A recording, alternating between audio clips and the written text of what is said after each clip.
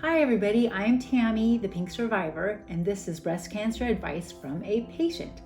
So this is a really important subject that I know I researched and wanted to know exactly when will I lose my hair during chemo and what are cold caps. So let's talk about both of those subjects. Okay, first of all, when will you lose your hair? If you talk to your doctor, they pretty much will know, depending on what type of chemo that you're on, when you will lose your hair, and they're usually pretty accurate. It's usually about the second or third chemo treatment is when you'll start to lose your hair. Some people will lose it earlier, some people will lose it later. Now, I was on taxol, remember, every week for 12 weeks, so that's different. And I made it till the halfway point. So I actually kept my hair for those 6 weeks, and I probably could have even gone maybe one more week, but it was falling out in such huge clumps at that point that, it was time for it to go. So depending on your chemo, I know that there are many other chemos that are a lot stronger, and most likely you're going to lose your hair after your second treatment. So I'd love to know your experience too, and what type of chemo you were on for of anybody that's out there listening. As far as losing your hair, you're going to lose all the hair on your body. So for my eyebrows and my eyelashes, for some reason, I made it through all of chemo, but 5 weeks after chemo finished, then I did lose all of my eyelashes, all of my eyebrows, and it kind of repeated itself, not a total wipeout, about every 5 or 6 weeks, and it happened about 3 times. But it wasn't as much, it wasn't all of the eyebrows and eyelashes, but it still is a lot to deal with and not very easy. Next, let's talk about your option. Do you have to lose your hair? There's something out there called cold caps, and I did do a little research into that.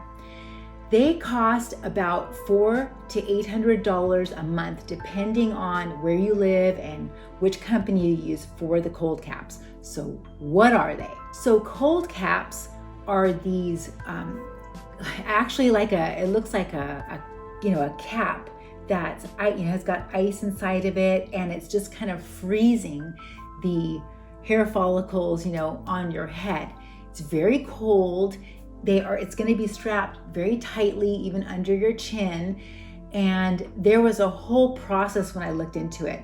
I believe I had to start it an hour before my chemo would even start, and you're changing them every 20 minutes. So it's a constant, and I think maybe some are every 30 minutes, but of course it depends on the company that you're using. So you would start before your chemo, you would go on throughout your chemo, and then you had to continue it. I believe mine was told 4 hours after chemo. So let's say you're in the chemo chair for 4 hours. Well, you're talking probably at least 9 hours of using the cold caps, changing them. It's a lot of work. The few women who did it in my chemo center, they weren't able to socialize with us, with the rest of us, because they were A, too cold, and B, if there's too much going on, because you had to have either a technician, which you have to pay for from the company to change your caps, or else if it's allowed, your husband or friend or sister, whoever that is, can do it for you. And I know that a friend of mine did do it, and she was successful with it, and she had taxol. But I know that other women who have had other chemo drugs, it does not work as well because they're stronger. So definitely ask your doctor, how successful would a cold cap be? They know now, and usually the women will still lose about 40 to 60% of their hair using the cold caps with the stronger chemo medicines. But I mean,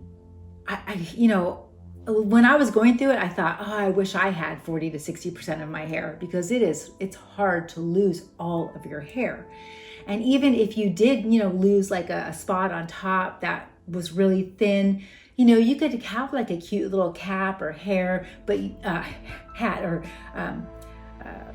beanie or something, on top, and still have some hair hanging down, even though maybe it's thinned out, and it would still look really cute. Or a scarf maybe, that's kind of tied.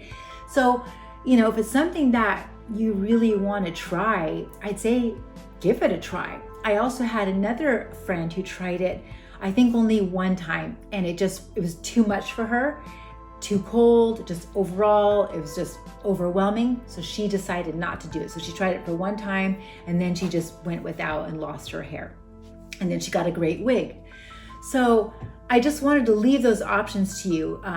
Also, as far as the cold cap, there's a lot of rules that you have to follow along with the cold caps.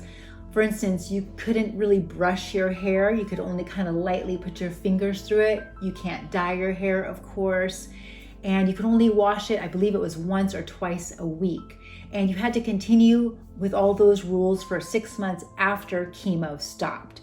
So look into it, do your research. It does work for some women, and at least you'll get maybe the 40 to 60% chance of keeping some of your hair. But there are a lot of rules that you have to go through, and it's a lot that you go through on your actual chemo day. So I hope that's helpful. I'd love to know your experience, and I wish you guys all the best.